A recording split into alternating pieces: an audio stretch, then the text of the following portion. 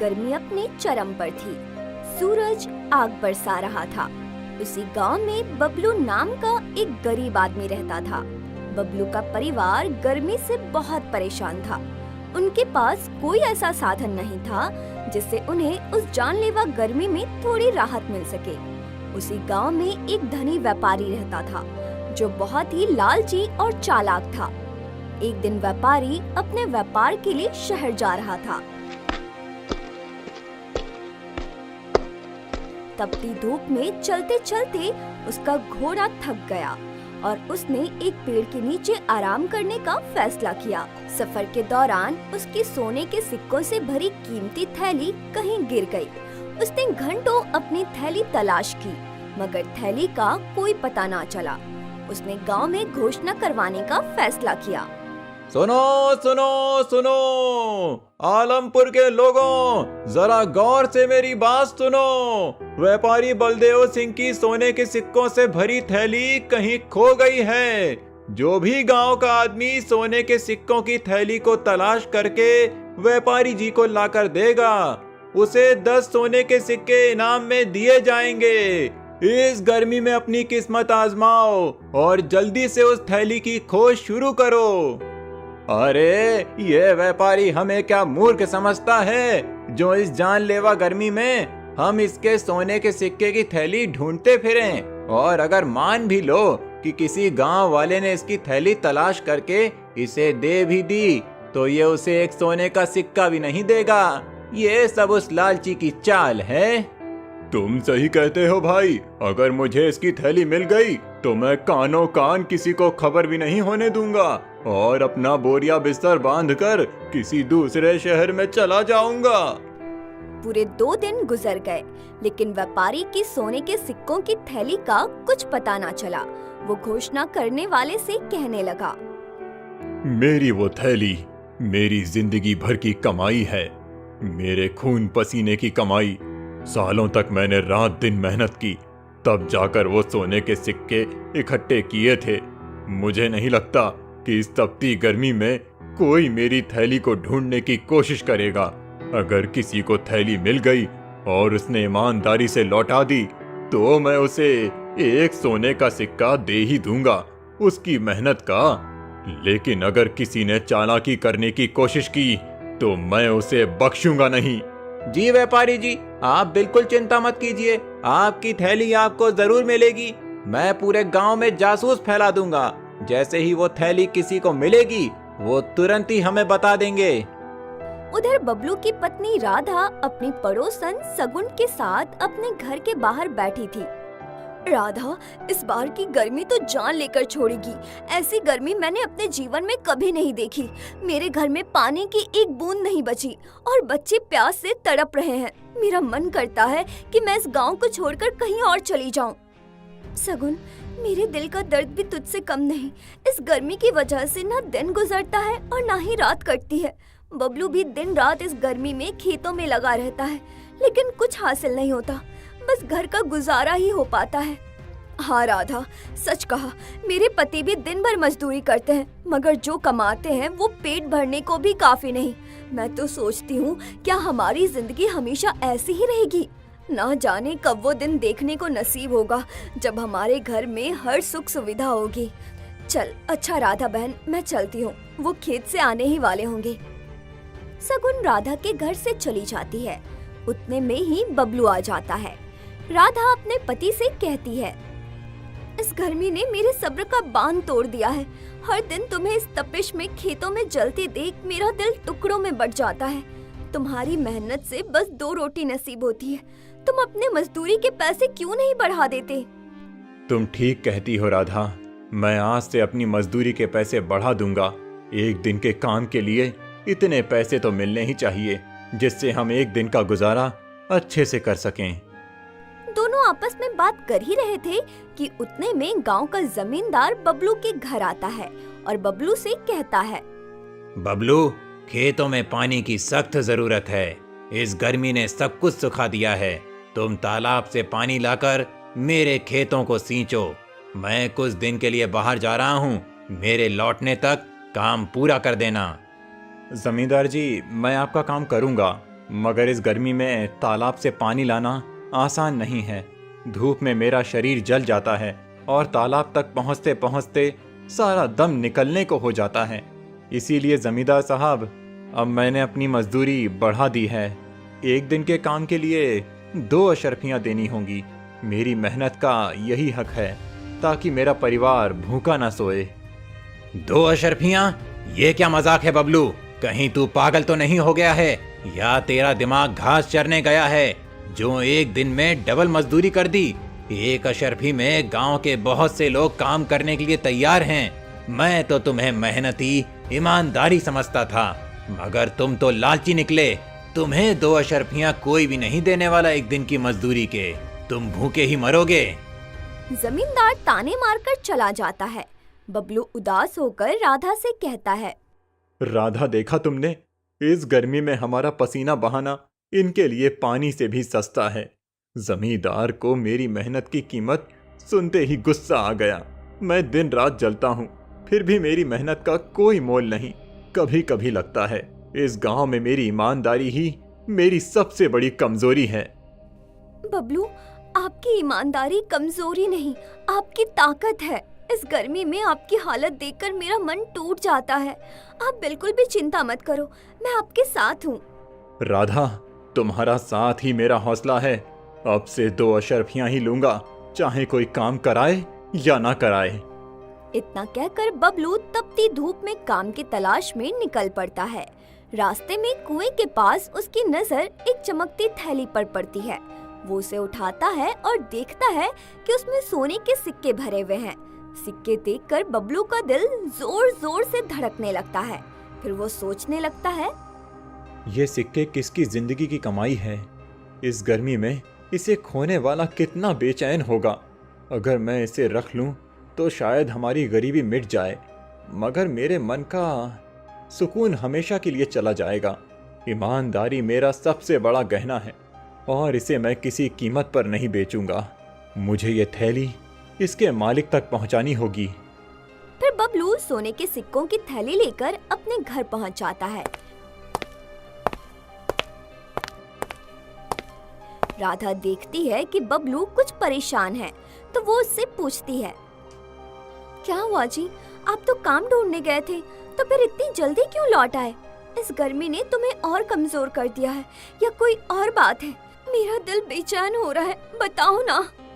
राधा, गर्मी ने नहीं बल्कि मेरे मन ने मुझे बेचैन कर रखा है। रास्ते में मुझे ये सोने के सिक्कों से भरी थैली मिली है। ये किसी की जिंदगी भर की मेहनत की कमाई है। इसे खोने वाला इस तपिश में कितना रोया होगा, ये सोचकर मेरा दिल कांप रहा है। जिस किसी की भी ये थैली है, मैं उसे ये थैली लौटा दूंगा, वरना मेरी आत्मा मुझे कभी माफ नहीं करेगी। ये आप क्या कह रहे हैं जी? पाई हुई चीज भी कोई वापस करता है क्या? अरे ईश्वर ने ये सिक्के हमारी गरीबी को देख कर दिए हैं। ये सोने के सिक्के हमारी जिंदगी बदल देंगे और हमें इस गरीबी से छुटकारा मिल जाएगा। अब और नहीं जीना मुझे ऐसी जिंदगी जहाँ हर चीज को तरसना पड़ता है। लेकिन राधा, हम किसी दूसरे का धन कैसे रख सकते हैं? पता नहीं उस आदमी ने ये सोने के सिक्के किस काम के लिए रखे हों। क्या पता वो अपनी बेटी की शादी का सामान लेने जा रहा हो और ये सिक्के की थैली उसकी जेब से निकलकर गिर गई हो। राधा, कुछ भी हो सकता है, इसीलिए मेरा दिल नहीं मानता कि मैं इन सिक्कों को अपने पास रख लूं। अगर तुम ये थैली उस आदमी को लौटाना चाहते हो तो लौटा दो, लेकिन मेरी एक शर्त है। अगर 7 दिन के अंदर तुम्हें पता चल जाता है कि ये सिक्के किसके हैं तो तुम उसे लौटा देना। अगर 7 दिन के अंदर पता नहीं चलता है तो फिर इन सिक्कों पर हमारा अधिकार हो जाएगा। ठीक है राधा, मैं 7 दिन तक इंतजार करूंगा। अगर इन सिक्कों के मालिक का पता चल जाता है तो मैं ये सिक्के उसे लौटा दूंगा। अगर पता नहीं चला तो जैसा तुम चाहो इन सिक्कों का इस्तेमाल कर सकती हो। अपनी पत्नी के कहने पर बबलू 7 दिन तक इंतजार करने लगता है। उधर कोई भी गांव वाला व्यापारी की थैली तलाश करके उसके पास नहीं जाता। इससे व्यापारी बहुत परेशान होता है। फिर वो घोषणा करने वाले को बुलाता है और उससे कहता है, ये क्या तमाशा है? क्या तुमने गांव में ढंग से घोषणा नहीं की? इस गर्मी में मेरी थैली कोई क्यों नहीं लौटाने आया? या किसी ने तलाश करने की कोशिश ही नहीं की? या फिर वो थैली किसी को मिल गई है और वो लौटाना नहीं चाहता है। वो सोने के सिक्कों की थैली मुझे हर हाल में चाहिए। अगर वो थैली नहीं मिली तो मैं बर्बाद हो जाऊंगा। व्यापारी जी, मैंने तो इस तपिश में भी गांव के हर कोने में ढिंडोरा पीट दिया था। मैंने कहा था कि थैली लौटाने वाले को 10 सोने के सिक्के इनाम में मिलेंगे। अब तक तो किसी ना किसी को आ जाना चाहिए था। तुम एक काम करो, इस बार दोबारा घोषणा करो और इस बार आधे सिक्के इनाम में देने की घोषणा कर दो। लेकिन व्यापारी जी, अगर आप आधे सिक्के इनाम में दे दोगे तो आपके पास क्या बचेगा? आपका तो उसमें कोई फायदा नहीं होगा। फायदा होगा। एक बार कोई सिक्के लेकर आए तो सही, मैं उस पर चोरी का इल्जाम लगाकर उसे एक सिक्का भी नहीं दूंगा। व्यापारी जी, आपके शातिर दिमाग की जितनी तारीफ करें उतनी कम है और किसी को कुछ देना भी नहीं पड़ेगा। अब तुम ज्यादा देर मत लगाओ, जल्दी से गांव में घोषणा कर दो कि सिक्के वापस करने वाले को आधे सिक्के मिलेंगे। व्यापारी के कहने पर वो आदमी घोषणा करने निकल पड़ता है। सुनो सुनो सुनो, आलमपुर के लोगों, मेरी बात कान खोलकर सुनो। व्यापारी जी के सोने के सिक्कों की थैली कहीं खो गई है। जो भी थैली को तलाश करके व्यापारी जी को लौटाएगा उसे 10 नहीं बल्कि आधे सोने के सिक्के मिलेंगे। ये मौका बार बार नहीं आता है। इस गर्मी में जल्दी अपनी किस्मत आजमाओ और थैली को ढूंढकर व्यापारी जी को लौटा दो। उसके बाद तुम माला माल हो जाओगे। सुनो सुनो सुनो। घोषणा करने वाले की आवाज बबलू के कानों तक भी पहुंच जाती है। वो जल्दी से अपने घर जाता है और अपनी पत्नी से कहता है, राधा, ये सोने के सिक्कों की थैली हमारे गांव के व्यापारी की है। उसने घोषणा करवाई है कि जो भी गांव वाला उसको थैली वापस करेगा, व्यापारी उसे आधे सोने के सिक्के देगा। झूठ, बिल्कुल झूठ। वो व्यापारी कभी ऐसा नहीं करेगा। वो लालची है। वो अपने आधे सोने के सिक्के भी किसी को दे दे, ये वो कभी नहीं करेगा। ये सब उसकी चाल है। उसने गांव के बहुत से लोगों को धोखा दिया है। तो मैं क्या करूं राधा, ये थैली व्यापारी को नहीं लौटाऊं? अगर व्यापारी को भनक भी पड़ गई तो वो हमसे थैली भी छीन कर ले जाएगा और हमारे साथ बदतमीजी भी अलग से करेगा। इसीलिए भलाई इसी में है कि मैं उसकी थैली लौटा देता हूँ। अब चाहे वो मुझे मेरा इनाम दे या ना दे। ठीक है, जैसा तुम्हें अच्छा लगे वैसा करो। बबलू थैली लेकर व्यापारी के पास पहुंच जाता है। जब व्यापारी बबलू के हाथ में अपने सोने के सिक्कों की थैली देखता है तो उसकी खुशी का कोई ठिकाना नहीं रहता। व्यापारी जी, मेरा नाम बबलू है। ये आपकी सोने के सिक्कों की थैली मुझे कुएं के पास मिली थी। मैं इसे आपको लौटाने आया हूँ। ये लीजिए अपनी अमानत। मैंने तो मान लिया था कि अब मुझे मेरी थैली नहीं मिलेगी और मैं बर्बाद हो जाऊंगा, लेकिन तुमने मेरी थैली लौटाकर मेरा व्यापार बचा लिया। कल मेरे व्यापार का सामान आने वाला है। व्यापारी ये कह ही रहा था कि वो सोचने लगा।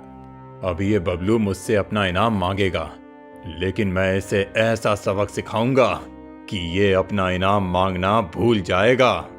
ये सोचकर व्यापारी सोने के सिक्के गिनने लगता है। फिर बबलू से कहता है, इस थैली में 100 सोने के सिक्के थे, लेकिन इसमें तो अब 85 सिक्के मौजूद हैं।